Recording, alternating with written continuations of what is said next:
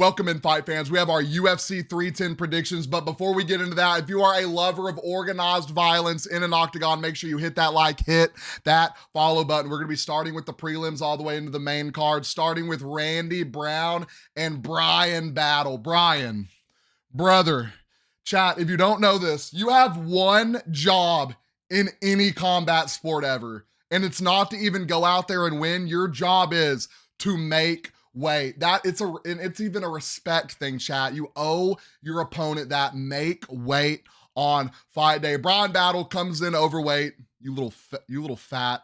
I like Bryan Battle. I hate when dudes miss weight. Taking on Randy Brown. If I'm correct, Bryan Battle coming off a win in enemy territory. Cut one of the most amazing promos of all time. And I think he was absolutely on a streak. Absolutely on a streak. He should have got the win over Lusa. Lusa's terrible. Beating Fletcher. He's a 1-2, 3-fight win streak. 4 if you count Lusa on a generational run. Okay, not a generational run, but I think Bryan Battle was absolutely an amazing up and coming. He's been in the UFC for a minute, but he was actually finding his footing. And we love to see that. Randy Brown, really solid striker, beating Dos Santos in one of his last fights, 3-fight win streak. Let's keep going down the list. Lost to Jack Della Maddalena. Jack Della Maddalena, obviously one of the top guys in the division, so let's not get it twisted. If you don't have the JDM fight, you're on a 1, 2, 3, 4, 5-fight win streak. This was going to be a battle. This was going to propel someone, I don't want to say into title contention, but this was going to get their name up there, absolutely. Now, who do I think was going to win this fight? Probably leaning more towards Bryan Battle. He's now a 230 favorite. I don't know what it was before he missed the weight, but I think Bryan Battle is just the better fighter. Next, we have Aljamain Sterling, the Funk Master, taking on Movsar Evloev. Now, I'm going to keep it real with you, chat. I'm a big Aljamain Sterling fan. I might lean more towards Aljo on this personally. A lot of people are telling me go Movsar. He's got a really good ground game. His stand-up is really good. I am rocking, and he's a 205 favorite. Y'all don't kill me for this. I'm rocking Aljamain Sterling. And I hope y'all can see it from this is the biased in me. If I'm being biased, let me know down in the comments. I have rocked Aljamain Sterling, both Peter Yan fights, the Sean O'Malley fight. I rocked with him. His last fight against Calvin Kattar. I'm a big Aljamain Sterling fan, and I think he's going to get it done against Movsar. I think he's going to go in there. He's going to get back to his roots. He's going to take him down. He's going to absolutely dominate him. Give me Aljamain Sterling with the dub. After that, we have Vicente Luque against Themba Gorimbo. I learned a lot about Themba Gorimbo today, and I love his story.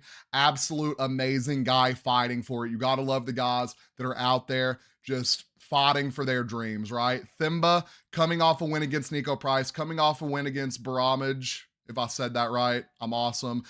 He's on a 4-fight win streak. He lost his first fight in the UFC, but he went on an absolute run after that. This will be one of his first big test. Vicente Luque, the last time he was in the octagon, March 30th, 2024 against Joaquin Buckley, massive loss.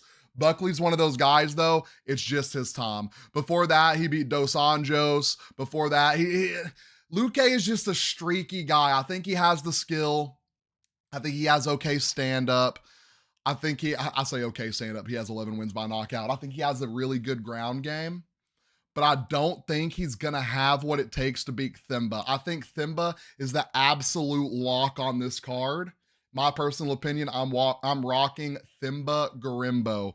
Last on our prelims, our main prelim of the night, we have, in this one, is going to be interesting. The battle of the washed up light heavyweights. We have Dominique Reyes taking on Anthony Lionheart Smith. Dominique Reyes favored in this fight, 340. I was leaning Lionheart. I had a conversation with another one of my people that actually got me to switch to Dominique Reyes. Dominique Reyes has good power, and he has good flurries when he throws them. He has good combinations. Anthony Smith is chinny. Anthony Smith does not have a chin, chat. And the one good thing saving him against Dominique Reyes, if he can somehow get him to the ground, Anthony Smith came out and said in an interview, he doesn't, something about he doesn't care about winning. He just wants to go out there and fight. He's going out there and boxing Dominique Reyes, and I can almost assure you Dominique Reyes is probably winning this fight by a knockout. Give me Dominique Reyes. Into our main card, we have Nate Landwehr and Doo How Choi. Now, I'm going to have to chat. Look, I'm pulling up their records right now. I have to remember who they fought.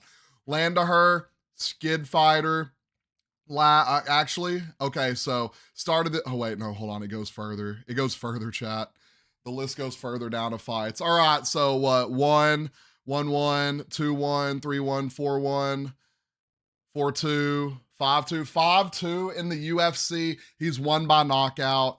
He's won by submission. He's won by decision. Actually, he does have a decision win. So he's seasoned. He's a seasoned veteran. I think he said he's been in the UFC since 2018. And Doo How Choi, I think he is a newer guy in the UFC. I could be wrong. Never mind. He has been in the Doo How Choi has been in the UFC for a while. Chat 2014.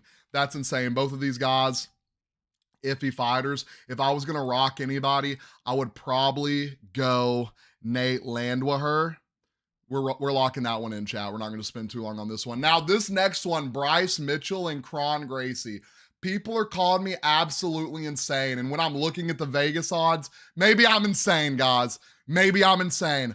I am rocking Kron Gracie. Bryce Mitchell coming off an absolute devastating.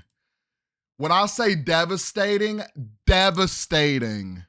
knockout back in December 2023. It's been almost a year since he's fought. Now, is that layoff going to be good for him? It could be. He also got submitted by Ilia Topuria. And I mean, Ilia Topuria, no slouch, but we got to give Kron Gracie his respect in the ground game.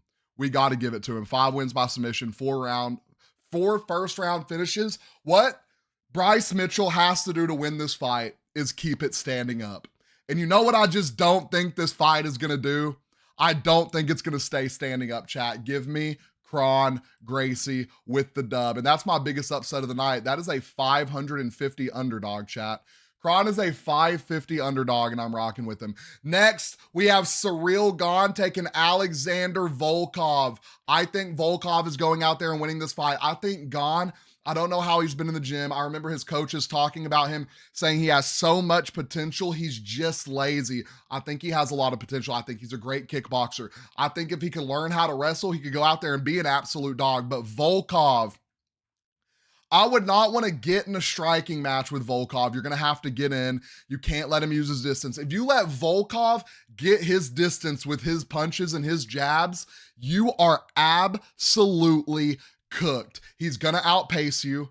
He's going to outstrike you, and he's going to win the fight. And I think that's what's going to happen. I think Volkov goes out there. I think he gets it done against Ciryl Gane. Who's Ciryl Gane's last fight? Spivak. He won that by knockout in round 2. He lost to John Jones back in March. That was an absolute devastating fight. He beat Tai Tuivasa, who hasn't beat Tai Tuivasa. Francis Ngannou beat him back in 2022. He really hasn't fought. Now, so chat, here's the thing. He did beat Volkov back in 2021, a 5-round decision. I think Volkov is a better fighter now. I think he knows how to use his reach better. I think he knows how to pace himself better. And I think he absolutely outpaces Ciryl Gane in this fight. Give me Volkov with a decision victory. Next, our co-main event of the evening. We have Shavkat Rakhmonov taking on Ian Machado Gary. This might be one of the biggest toss-ups on the card. I'm scared to see it go to the ground because I think if it goes to the ground, Shavkat is absolutely going to maul Gary. I think Gary needs to keep his distance. I think he needs to keep it standing up. I think that's his best opportunity now. Shavkat absolutely can sit there in the pocket and box with you.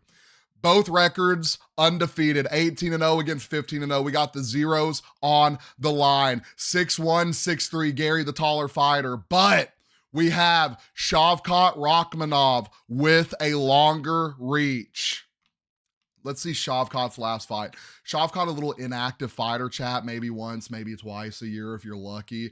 He has not fought in the year of 2024. His last fight was December 16th, 2016 against Stephen Wonderboy Thompson, where he submitted Wonderboy in the second round. Other than that, Geoff O'Neal back in March 4th. You have Neil Magny in 2022. I feel like he really hasn't fought crazy talent. I feel like this is actually going to be Shavkat's first real shot. I mean, he's ranked number 3. That's crazy to me. I feel like Ian Gary has fought a lot better fighters. Let's take a look. Ian Machado Gary, MVP, derailed that hype train. Beat Geoff O'Neal, 3rd round decision. Beat Neil Magny, 3rd round decision. I think he has the better stand-up than these guys. He just might not have the power. Rodriguez, knockout round 1. Keenan, knockout round 3. I mean, he's out here. He has the power. He has the pace, and he can beat guys on the ground when he needs to. Now, I don't think he's going to be one of those guys that goes out here and knocks out Rakhmonov. I think he's going to have to pace him to the distance. And can he do that without Shavkat taking him down? I think Shavkat taking him down is inevitable. We have to see how he lasts on the ground. I am still rocking Shavkat Rakhmonov with the win. 375 favor, by the way. Last but not least, chat, we have Alexandre Pantoja taking on Kai Asarikora. I thought I was about to say that wrong. Asarikora coming over from another organization. 13 wins by knockout, 3 wins by submission, 12 first round finishes. His first fight in the UFC is a title fight against Alexandre Pantoja. Pantoja, one of the best flyweights to ever do it, derailing the Steve Airseg hype train, beating Royval, beating Moreno, beating Perez. I mean, he is just absolutely ran through the flyweight division. What do I think is next? I think and here's my prediction, chat. Are you ready? Drum roll on something. I can't hit my mic or it'll turn off, but drum roll over. Alexandre Pantoja is going to beat Kai Asakura. Absolutely. He's a 285 favorite. Asakura was in a different organization for a reason. Look at Michael Chandler coming over from another organization. L's. Look at, what's the dude that got, I can't remember the guy's name off top. They got knocked out by Masvidal with the flying knee. Absolute awful career in the UFC. These guys are hyped up and come over to the UFC and realize that this is a different organization over here.